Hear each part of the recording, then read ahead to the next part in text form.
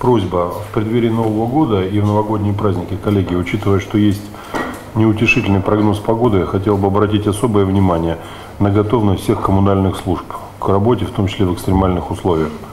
Здесь понятная история, должны быть очищены дороги, соответствующим образом организована работа с точки зрения контроля за отопительным сезоном, за подачей соответствующих ресурсов, в том числе электроэнергии и так далее.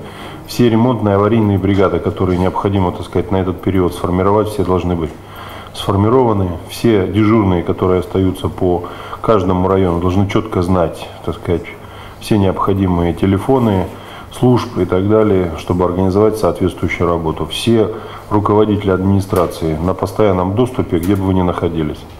Значит, организуйте соответствующую информационную доступность, по крайней мере, так сказать, чтобы с вами по телефону могли держать связь.